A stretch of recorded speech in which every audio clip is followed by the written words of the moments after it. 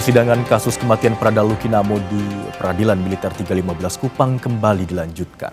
Hari ini seorang anggota TNI dihadirkan sebagai saksi. Saksi merupakan Letda Infantri Lukman Hakim Oktavianto yang merupakan komandan peleton di Batalion Yonif Teritorial Pembangunan 834 Waka Ngamere di Kabupaten Nagekeo, Flores, Nusa Tenggara Timur. Batalion itu merupakan tempat Prada Lukinamo berdinas. Saksi dihadirkan untuk memberi keterangan terkait 17 terdakwa. Total ada 12 saksi yang dihadirkan untuk 17 terdakwa. Saksi digali keterangannya untuk mengetahui kronologi kematian Prada Luki yang diduga dianiaya seniornya.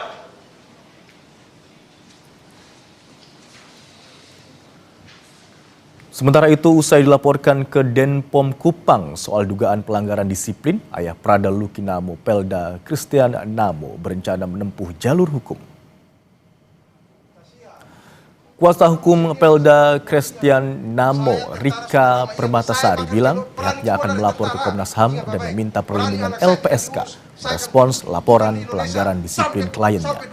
Rika menilai pernyataan Danrem Brigjen Hendro Cahyono soal pelanggaran disiplin Pelda Christian Namo tidak tepat di tengah situasi klien dan keluarganya yang tengah berduka. Menurut Rika, laporan pelanggaran disiplin militer kliennya bisa membuat persidangan kasus kematian Prada Luki bias. Tentunya kami akan melaporkan hal ini kepada Komnas HAM, baik Komnas HAM nasional maupun internasional. Itu akan kami tempuh sebagai upaya hukum.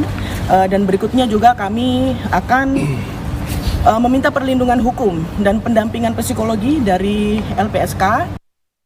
Informasi selengkapnya mengenai persidangan kasus kematian Prada Luki yang menghadirkan saksi untuk 17 terdakwa akan disampaikan jurnalis Kompas TV di Putu Trisnanda dan juru kamera Roy Ilman.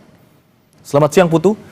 Bisa diceritakan mengenai jalannya sidang dengan kesaksian komandan peleton tempat mendiang Prada Luki bertugas yang berlangsung hari ini? Ya, selamat siang Imron dan juga saudara. Sidang baru saja selesai. Jadi tadi keterangan dari Letda Infantri Lukman Hakim Oktavianto yang merupakan komandan peleton. Tapi di momen peristiwa kekerasan terjadi ini sedang menjadi perwira jaga begitu ya. Itu sudah selesai juga disampaikan.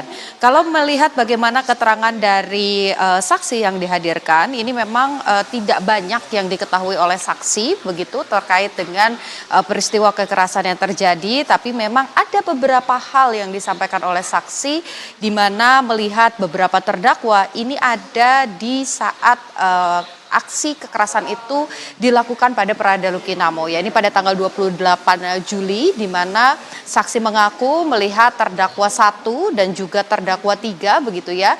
Ini ada di area tersebut, ada yang memegang selang, ada yang kemudian juga membawa minyak tawon begitu. Dan tentu saja ini akan menjadi kepingan-kepingan yang nantinya akan dikumpulkan dengan keterangan-keterangan saksi yang lain.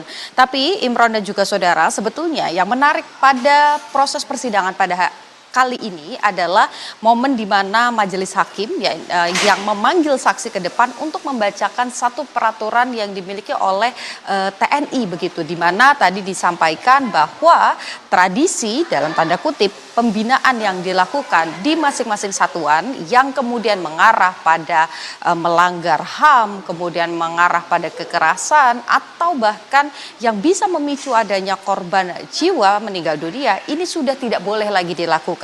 Hal ini juga diminta majelis hakim untuk dibacakan begitu ya di muka sidang, karena dari keterangan-keterangan saksi bahwa memang kekerasan dengan salah satunya menggunakan selang ini merupakan tradisi pembinaan di satuan begitu, sehingga seharusnya karena itu sudah menjadi tradisi begitu sehingga dibiarkan menjadi hal yang biasa. Padahal kalau mengacu pada peraturan dasar dari TNI tersebut, tradisi-tradisi seperti yang dilakukan terhadap Prada Lukinamo ini seharusnya tidak lagi dilakukan, sehingga perwira jaga, perwira piket ataupun juga komandan kompi, komandan peleton ini punya kewajiban untuk menghentikan tradisi tersebut ketika hal tersebut dilakukan di satuannya ataupun juga dilakukan oleh anak buahnya. Ini hal yang salah satu tadi juga ditekankan oleh majelis hakim, karena dari keterangan yang sudah dihadirkan ke muka sidang untuk 17 terdakwa ini tercatat di dalam berkas ada 12 saksi, di mana saksi yang tadi dihadirkan yaitu Lukman Hakim Oktavianto ini merupakan saksi ke-12.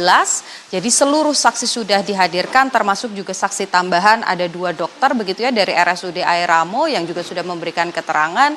Beberapa diantaranya kita kesampingkan dulu yang dokter begitu, tapi dari anggota-anggota TNI dari batalion tempat Pradaluki berdinas. Ini memang seolah ada pembiaran begitu dengan alasan pembinaan dari senior kepada junior. Padahal kalau mengacu pada peraturan yang sebelumnya, aksi kekerasan dalam bentuk apapun ini tidak boleh dilakukan. Ini tentu saja akan mempengaruhi bagaimana nanti keputusan hakim begitu ya, kalau melihat ada pasal yang dituntut atau didakwakan kepada terdakwa, khususnya 17 terdakwa yang hari ini bersidang. Ini merupakan pasal 131 di mana anggota militer yang kemudian melakukan aksi kekerasan yang berujung pada kematian, ini poin demi poinnya atau unsur demi unsur di dalam pasal tersebut ini lambat laun begitu ya, kalau kita ikuti jalannya proses persidangan yang sudah 3 pekan ini mulai memenuhi unsur begitu. Jadi kalau di dalam hukum ada beberapa bagian dari pasal yang harus dibuktikan untuk meyakinkan majelis hakim.